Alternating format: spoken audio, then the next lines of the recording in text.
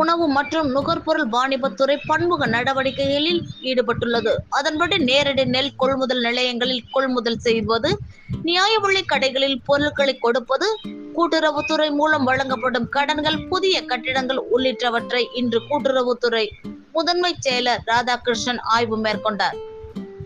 அதன் ஒரு பகுதியாக திருவள்ளூர் அடுத்த திருமதி செல்வம் பகுதியில் அமைந்துள்ள தமிழ்நாடு நுகர்பொருள் வாணிப கிடங்கினை ஆய்வு மேற்கொண்டு அவர் கிடங்கில் வைக்கப்பட்டுள்ள அரிசி, சர்க்கரை உள்ளிட்ட நியாய விலைக் கடைகளில் வழங்கப்படும் பொருட்கள் குறித்து ஆய்வு மேற்கொண்டு பின்னர் அதிகாரிகளிடம் இருப்பு குறித்து கேட்டறிந்தார்.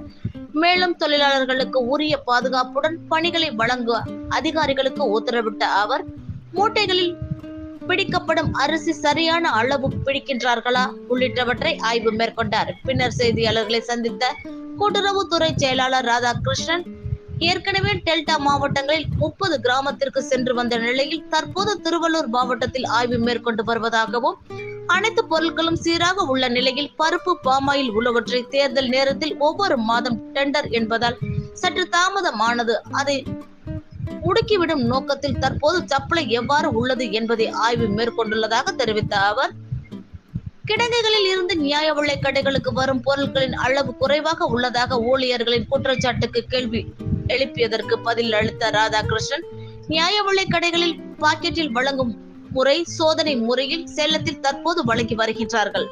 ஆனால் பிற பொருட்களை பாக்கெட்டில் வைத்து கொடுப்பதற்கு ஜிஎஸ்டி உள்ளிட்ட பிரச்சனைகள் உள்ளது என்றும், இது அனைத்து துறைகளிலும் பேசிதான் பாக்கெட்டில் வழங்கும் முறையை முடிவு எடுக்கப்படும் என தெரிவித்தார். அதே நேரத்தில் பொருட்கள் குறைபாடுகள் வழங்குவது என்று தொடர்பு புகார் வருவதால் சிவில் சப்ளை ஏடி நிர்மல் IAS மூலம் நடவடிக்கை எடுக்கப்படும் எனவும் தெரிவித்தார். அதே போன்று குறைபாடுகள் கிடங்குகளில் இருக்கலாம், வழங்குவதிலும் இருக்கலாம். ஆனால் ஒன்றை மட்டும் சொல்கின்றேன், பெரிய நிர்வாகம், 35,000 நியாய விலைக் கடைகள், 380 குடோன்கள் உள்ளது. பலது சிறப்பாக நடைபெறுகிறது. ஆனால் 1-2 விஷயங்களும் சிறிய தவறுகள் நடைபெறுகின்றது. அதை நான் மறைக்க விரும்பவில்லை. அதில் மீது நியாயமான நடவடிக்கை எடுக்கப்படும் என தெரிவித்தார். தொடர்ந்துங்க கூட்டுறவு உணவு மற்றும் நுகர்பொருள் துறை பன்முக நடவடிக்கையில் ஈடுபட்டிருக்கு.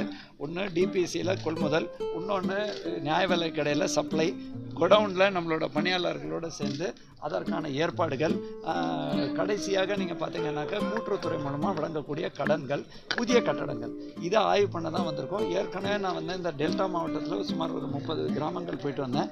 இப்போ திருவள்ளூர் போன்ற உட்பகுதிகளுக்கு ஆர்கேபேட் வரை அடிஷனல் கூட்டம் கட்டுறோம், அதை பார்க்குறோம். அதே மாதிரி எல்லா சப்ளையும் சீராக இருக்கும் பொழுது பாமாயிலும் ஒரு மாதிரி சீராகிடுது. பருப்பு தேர்தல் நேரத்தில் சற்று ஆர்டர் ஒவ்வொரு மாதம் டெண்டர் அப்படிங்கிறதுனால சற்று தாமதம் ஏற்பட்டது. அதை முடுக்கி விடுறதுக்கும் பார்த்து இங்கே சப்ளை எப்படி இருக்குது, எப்படி அதை ரெக்டிஃபை பண்ணணும்னு பார்வையிடும். சார், இந்த ரேஷன் கடை பணியாளர்கள் அவங்க குடோன்லேருந்து வர அளவே எங்களுக்கு கம்மியாக வருது அப்படின்னு தொடர்ச்சியான குற்றச்சாட்டை முன்வைக்கிறாங்க. குடோன்லேருந்து அளவு சரியாக வரலன்னு எவ்வளோ கண்டன ஆர்ப்பாட்டம் நடத்துகிறாங்க, எங்களுக்கு பேக்கிங்காக தரணும் அப்படின்னு. ஸோ அது எப்படி பார்க்குறீங்க? அந்த பேக்கிங் சேலத்தில் பரிசார்ந்த முறையில் ட்ரை பண்ணியிருக்காங்க. பட் சில பேக்கில் கொடுக்கும்பொழுது அதில் சில ஜிஎஸ்டி இஷ்யூஸ் எல்லாம் இருக்குது. ஸோ ஒரு கிரே ஏரியா. ஸோ அனைத்து துறையிலும் பேசி தான் அதற்கான முடிவு எடுக்கப்படும்.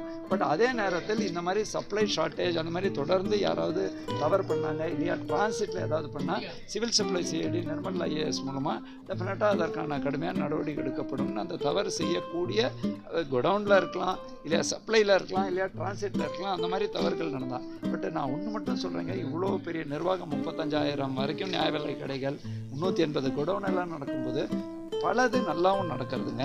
இது மாதிரி இவ்வளோ பெரிய இதில் 1 or 2 தவறுகள் நடக்கும்போது அது டெஃபினட்டாக அதை நாங்கள் மறைக்கோ மறுக்கோ செய்யாமல் அதில் நியாயமான நடவடிக்கை, கடுமையான நடவடிக்கை எடுப்போம். அவங்க மறைமுகமான குற்றச்சாட்டு நேரடியாக அந்த ஸ்பெசிஃபிக்காக சொல்லக்கூடிய அந்த இடங்களில் டெஃபினட்டாக ஆய்வு செஞ்சு அந்த மாதிரி அதிகாரிகள் யாராவது அதில் ஈடுபட்டால் அவர்களை சஸ்பெண்ட் செய்து நடவடிக்கை எடுக்க ஸ்டெப் எடுப்போம். ரேஷன் கார்டு, புது ரேஷன் கார்டு கொடுக்க எந்த தேதியிலேருந்து? 2.8 3.1 லட்சம் பேர் விண்ணப்பம் கொடுத்துருக்காங்க. ஏற்கனவே இப்போ 2.24 கோடி ரேஷன் கார்டு இப்போ சர்க்குலேஷனில் இருக்குது. அதை பியூரிஃபை பண்ணுறதுக்கு நிறைய ஸ்டெப் எடுத்திருக்கோம். தட் இஸ் இறந்தவர்களை ரிமூவ் பண்ணுறது போன்றவை.